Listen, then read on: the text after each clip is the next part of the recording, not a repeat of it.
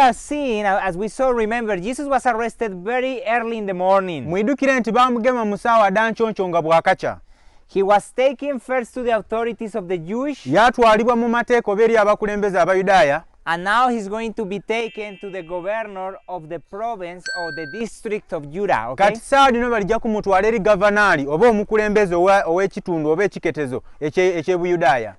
Pilate was the governor of the province of Judah. Ono omusaada ayali omukulembeze oba gavanaali ono tumumwidi erinnya lye nga Pilaato. Let us read chapter 23 verse 1. Katusoma akaniri akasooka mu nsula ya 23. Then the whole company of them arose and brought Jesus before Pilate. Nti olwo olukuŋŋaano lw'abantu nkumuliitu lwe edda lwonna lwesoloza lwaleeta Yesu eri Pilaato.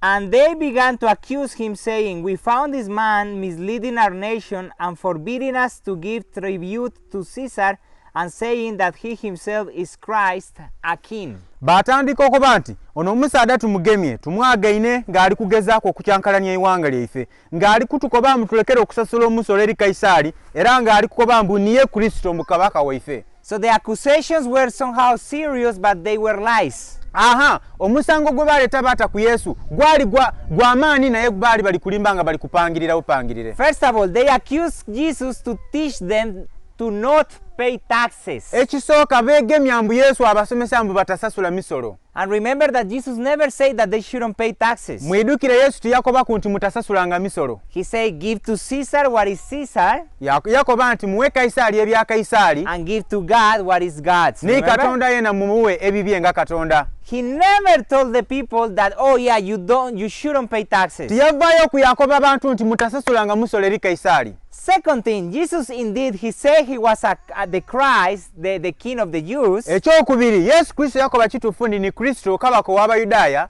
But the way they told this to Pilate, naye ate bo engeri gye baakinongolo oba engeri gye baakiwayira Pilaato. It's like they say, be careful because Jesus is saying he is the king, so people is going to follow him instead of following Caesar. Baakoba Kaisaali nankani Pilaato nga bamukumamu omuliro nti munaba mwegendereza abantu baliko bamunika bakabajja kuvaako bagoberere Yesu bamwegendereza. So these people was presenting Jesus as a threat for the government. Bano abantu baatandika okuwaayo Yesu Kristo oba okuwaya ku Yesu Kristo eri Pilaato ng'abalaga nti Yesu Kristo kikangabwa oba muntu muyeekera mu bo. Now, you know what is funny? Oidi ekisikiriza mu lugero luno nate. These people were accusing Jesus of thinking he was like a big man. Bano abantu bali kunenya Yesu mbu okweyeta nti munene kabaka. But Jesus was a simple man like all of us. Naye ate Yesu Kristo yali muntu mwetowaze nga ife ffena we tuli. So, and Pilate asked him, Are you the king of the Jews? Pilaato yamubuuza, niwe kabaka ow'Abayudaaya? Jesus answered, You have said so. Yesu yakoba ati otyo bw'okobye. Then Pilate said to the chief priests and the crowds, I find no guilt in this man. Olwo Pilaato yakobera kabona omukulu n'abakulembeze abaali awo nti bana ezira musango gw'endagene mu musaada ono. But they were urgent, saying, naye bo baalekana ke bakoba. He stirs up the people, teaching through all Judea from Galilee even to this place. Nti ono omusaada atabangula abantu asomesa mu Buyudaaya yona ne Galilaaya yona ni mu kifo kye tulimu ali kutabangula abantu. When Pilate heard this, he asked whether the man was a Galilean. Aha, Pilaato bwe yawulira emboozi eno yabuuza ekitegeeza ono omusaada mu Galilaaya.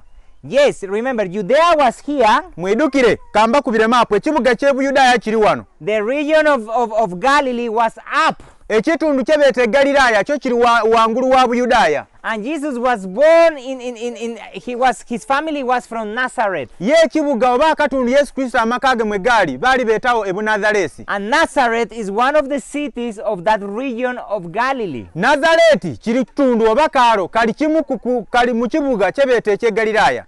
And when he learned that he belonged to Herod's jurisdiction, he sent him over to Herod, who was himself in Jerusalem at that time. Bwe yategeera nti omusango gwe bamuleetere mwene musango agwa mu kiketeso ky'Abaziroti yasindika Yesu Kristo eri Zeroti ayali mu kibuga eky'Yerusalemu mu kaseera ako. So Herod was another governor at that time from the Roman government. Omusaada gwe bali kweta Herodi yali omu ku bakulembeze mu bukulembeze obw'Abaruumi mu kaseera ako. Verse 8. Akaniri ak'omunaana. When Herod saw Jesus, he was very glad because he had long desired to see him, because he had heard about him and he was hoping to see some sign done by him. Herode ono bwe yabona Yesu Kristo nga bamulese mbu yali musangaavu ino okubona Yesu Kristo kuba yali alindirire ng'awulira buwulira ebigambo byogerwa mbu akola ebyamagero akola bino n'ebino, so yali alindirire okubona ku Yesu Kristo ng'akola ebyamagero. So the fame of Jesus had spread all over the region. Obumanifu n'okumanyikwa n'eitutumu lya Yesu lyali lisansaine mu kitundu kyona kyona. That even Herod, this governor, he heard about him. Ni Herode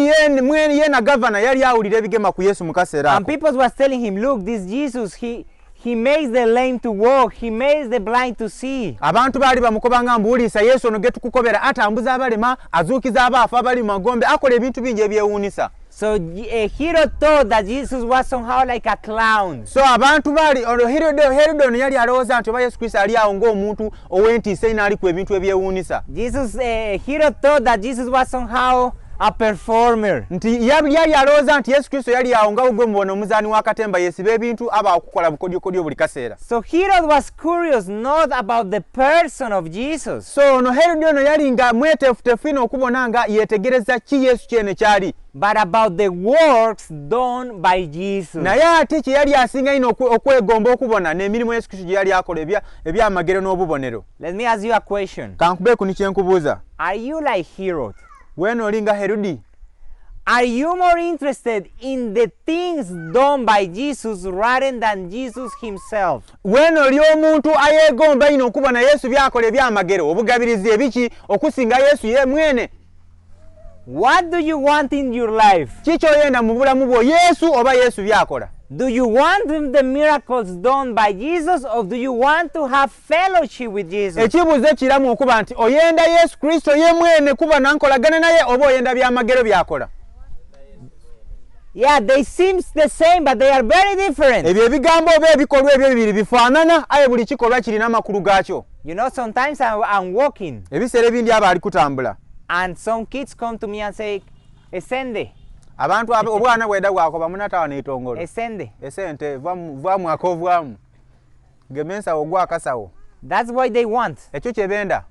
Once they get the money, they go away. Kasito oba wa sente kairiwo bozira makulu bajja kukola bindi. But there are other kids that come. Naye eri abaana abandi abaida. And they hug me, they want to talk to me, they ask me how I am. Bamugwa ku mukafuba waire muwanvu bagwa kale wano wabigeregere bamubuuza oli otya batandika okuwaya naye. The first one was interested in the things I have, the other ones were interested in who I am. Abandi balaba asooka benda biki byalina busente bwalina mu nsawo oba n'abandi abaida luvainuma benda ino ki ono kyali kyene benda okuba naye. Who of them do you think makes me feel better and loved? Mulowooza ku bigurupu eby'abaana bino ebibiri biki gurupu kikyasinga okwenda ino kyawuliramu emirembe? Ababamuwa buhaaga bamubuuza because you see, I feel they care for me. Ye n'awulira nga bamwenda bamufaako. I feel I am important for them. Awulira nga wa mugaso eri obulamu bwabwe. The other ones, they just want something and then they want to leave. Bwida bwide gwa kasawo kasaafu n'ekivire mu nsawo ebindi tibimugemaku. People, be careful of being a hero with Christ. Banange mube beegendereza okuba nti timuba abantu kikula kya Herode mu eri Yesu Kristo. So anyway, he was curious. He wanted to see the performance. Nenda kubona ebyamagero byajakola akyusa ebintu omwenge omusaayi yagufula biki. So Herod questioned Jesus at some length, but Jesus didn't answer. Ono Herod yatuuka ekiseera yabuuza Yesu Kristo ekibuuzo naye Yesu tiyayiramu. The chief priests and the scribes stood by, accusing him strongly. Which verse is that? 10. I was behind. Kabona omukulu n'abawandiisi bayemerera bamunenye ino bamutaako ebyokuneneza binene ino. And Herod with his soldiers treated him with contempt and mocked him. Then, arraying him in splendid clothing, he sent him back to Pilate. Herode n'abajaasi be bakola ebintu ebyokutyobola Yesu n'ebyokumubisaamu amaiso bamwogerera ebigambo ebitajja bamwambaza n'engeri eri awo ey'okumusekerera bamala bamusindika nti mumwize eri Pilaato. You see, Jesus, Herod wanted the miracle, the act of magic from Jesus. Herode yali ayenda bikolwa bya bufuusa bya magero Yesu Kristo byakola. And because Jesus didn't please him, Yesu bw'ataamukolera ye bye yayenda, then Herod despised him. Herode yatandika okukola ebintu ebiti okola kale bono. Then Herod say, this man is just a smooth talker. Ono Jesse wa bigambo bugambo samwa. Go away. He kicked him out. Mutwale. Kintu kyemwe kino mukize wa Pilate. And again, many people today have the same attitude than Hero. Era ndi kwenda kukiramu nti enaku lino abantu nkumulitwa babangi balina ebikolwa oba endowooza oba embala eya Herode. They come to the church because they want the miracle. Baida mu kanisa benda byamagero ekinabaawo leero luno. They want Jesus to do something Yesu for them. abe kunikyakola kale at least nfune ku fizi. And when Jesus say, hey my friend, I'm sorry, but you are my creature, I am God, I'm not going to do what you are asking me to do. Naye Yesu bw'abakoba nti mukago Nansoni wanze ndi Katonda wo ninze yakutonda oli kitonde kyange tijjakola byoyenda. They live mocking and despising Jesus. Bavaawo nga boogera ebitagemagano oba boogera eby'obutyoboovu ku Yesu Kristo nga banoomani kikyali. That church. Kanisa eyo yantama. Oti balina kye bali kubaleekaanya buleekaani. Nothing happens there. Ezira na kiriyo kyamakulu. I was going for some Sundays and I was praying for this and that and I didn't receive it. Najangayo buli lwasaane nga nsaba nga nsubira ebirabo binayiddaku oba tunaafuna ku sente ezira kye nafuna. This Jesus. Ya Yesu ye munabikoowa mugezeeku mwena. They come, they stay for a while, they then leave. Despising Jesus. Bategatega kubetegatega kukasera katono babona nga tibirikola baavaawo nga bano manze byantama ezira nakalungi mwe mujenze tije. I'm telling you, there are many heroes today. Bana abantu ba Herode banjine na kudino. Watch out your heart that you won't be one of them. Imwamali wano mbakubiriza nti weekube mutima gwo oleme kubaamu embala ya Herode. Okay, verse 12. And Herod and Pilate became friends with each other that very day, for before this they have been at enmity with each other. Olwo Pilato ni Herode bafuuka ab'emikwano banfanfe mu kaseera kano ku lw'okubanga ibanga eribise baalinga balabe na balabe ku buli kise n'omu. So let's review. Katugezeeko okukuba wano toki. Jesus go to Pilate. Yesu Kristo bamutwala eri Pilato. Okay, the Roman authority. Omukulembeze omulumi ali kufuga mu nsi ya Isirayiri. Pilate say, I don't see this man is guilty. Pilato akoba ati bana tili kuba na musango gona kumusaada ono. Let's go to Hero. Kale tumutwala eri Herode. With Hero, Jesus just wasted his time. Kati Yesu Kristo okutuuka eri Herode ezira ni kye yeyinongolaku. And you know what is sad about Hero? Oyidi ekirigemye enaku ku mwami ono gwe tusoma ku Herode. Herod had Jesus for himself. Herode ono yeewulirira Yesu Kristo n'amatu ge mwene. And wasted completely his opportunity. Yayonoona omukisa gwe gwona gwe yali alina. Many people will give their own lives to have 5 minutes with Jesus to talk face to face. Abantu abandi bajja kuwayo daakika daabwe 5 diti boogere ne Yesu Kristo maiso ku maiso. Remember Zacchaeus. Zacchaeus wanted to come close to Jesus and the multitude didn't allow him. Idukira Zacchaeus omuwooza yali ku muti yayenda ino okubona Yesu Kristo maiso ku maiso ayo olw'omu kumuliitwa oba obungi oba abantu yasobola kukikola yali mumpi. Remember that? We read that story here. Mwidukira Zacchaeus omuwooza twasoma olugero olwo. Many people was waiting an opportunity to have a meeting with Jesus. Bantu bangi n'abaalinda abaakobanga banankona nfuna kuli akakiza mubone ku maiso ndogere naye. And Herod had Jesus face to face. Bona Herode bwafuna akakisa kano yabona Yesu Kristo maiso ku maiso. And he wasted his time. Yayonoona ebiseera bye nga bazaakayo baniina emiti bamubone ku bubone. He couldn't discover the beauty of Jesus. Tiyazuula obulungi obulangaabi obulungi obunuma obuli mu Yesu Kristo n'obuwoomi. Church, Ekanisa, I hope that won't happen to you. Nsuubira nti ekyo tikituuke ku bulamu bwo. I hope you won't take for granted the blessing we have of gathering every Sunday to read and study the Word of God. Nsuubira nti totwale kano akakisa ke tulina okukuŋŋaana nga buli lwasande okusaba n'okusoma ekigambo kya Katonda nti totwala akakisa kano ng'ekintu eky'amaanyi n'owenu. Don't think, another Sunday I will go, I will sit and we will read the Bible. Sunday tidiwaayo ndaja n'olwida medikomye leero tukalina Sunday zidiwaayo dirimeka nningi tidibalika ndaja Sunday ida. No, we are blessed. Banange tuli ba mukisa. Let us take opportunity of this time to get to know Jesus. Katutwala akakisa ak'ekiseera kino tube nti tutegera Yesu Kristo. Let us get this time to discover how good He is. Katutwala akakisa kano tutegere tuzuule kiki eno Yesu Kristo kyali. So that we can rejoice in our relationship with Him. Nti tusobola okunumira n'okunumirwa oba okwenuminkiriza mu kwenda n'enkolagana gye tulina gyali. Verse 13. Akanira ak'ekumi Pilate then called together the chief priests and the rulers and the people. Nti olwo Pilato n'ayeta bakabona abakulu n'abakulembeze n'abantu abaali beebunzeewo. And he said to them, Yabakoba ati, you brought me this man as one who was misleading the people, and after examining him before you, behold, I didn't find this man guilty of any of your charges against him. Yakoba ati, mundeetere omusaadha ono mbwe ali kukulembera abantu okubatwala mu bukyamu oba ali kubakumaakuma mu omuliro. Naye neetegereza ensonga dino n'abona omusaadha ono n'amubuuza n'ebibuuzo ezira musango gw'endagaine gumugema. Neither did Hero, for he sent him back to us. Look, nothing deserving death has been done by him. I will therefore punish and release him. Bona ni Herode mwene tamwagaine mu nsobi kuba bona tumusindikeru Herode naye ate Herode amaze yamutwikiza n'olwekyo nze ndija bwakumubonerezaamu akatono male mulekulaje. So Pilate is giving testimony of the innocence of Christ. Kati wano Pilato alikuwa obudulizi nti amazima Yesu Kristo azira ku musango gwona gwona oba kasobye kona.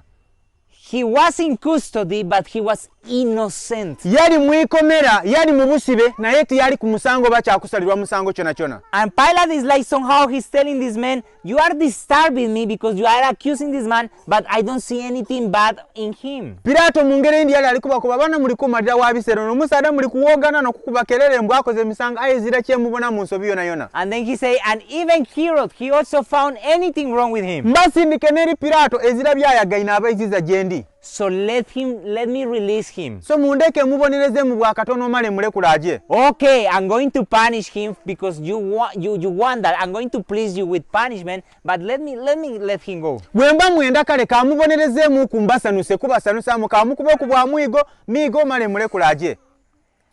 Will Pilate let Jesus go? Ekibuzo kiri nti Pilato analeka Yesu aje. How hard is going to be his punishment? Bananga ate ekibuzo ekindi ekibonerezo kyali kwenda kuwa mukama waife kyage kitya. If you want to know this, you need to come next Sunday because we are stopping right now. Oyenda kutegera ebisinga wano olwe Sunday dano kusawa munana kuba tuli kukoma wano. Next Sunday we will continue reviewing this story. Nza akagero kali kunyogereza mu mwoyo bana olwe Sunday tuli kweyongera na akagero kano terabira. Walking together with Jesus as he is accused innocently. Tutambule ni Yesu Kristo mu isomo lino nga tusoma kagere kukagere nga bali kumusalira omusango baba bali kumutaako emisango jazira. That's why Peter said that the righteous die for the unrighteous. Chovobo na Petro ava yakola ekigambo yakoba nti omutuukirivu yafiiririra abaali aboononi. You see, even the Gentiles gave testimony of the innocence of Christ. N'abannamawanga abaali tibagobera amateeka ga Katonda baawa obudulizi oba bawa obudulizi kubukubulwa omusango kwa Kristo Yesu. So church, remember. Kati kanisa katwidukire kino. Please don't be like Herod. Bana tutabanga Herode. Don't waste your time with Jesus. Tutamala oba tutonoona biseera butikitiki bwe tulina ni Yesu bwatuweire. Don't waste your time with the word of God. Tutonoona kakisa Katonda katuweire okuba tuwulire ekigambo kye. Okay? Every time you have the opportunity to hear the voice of God. Buli kaseera koba n'akakisa okuwulira eiroboozi lya Katonda. Ask him, what can I learn from you, Jesus? Mubuuze Yesu Kristo kiki kyoli kwenandege mu kyawandiikibwa kino oba mu bigambo bino. Ask him, give me a heart of worship. Musabe nti mpa omwoyo gw'okusinza ogw'okukusaaka. Jesus delights in answering such a prayer. Bana Yesu yenumiikiriza mu kwira mu saala edo de tusaba ng'edo.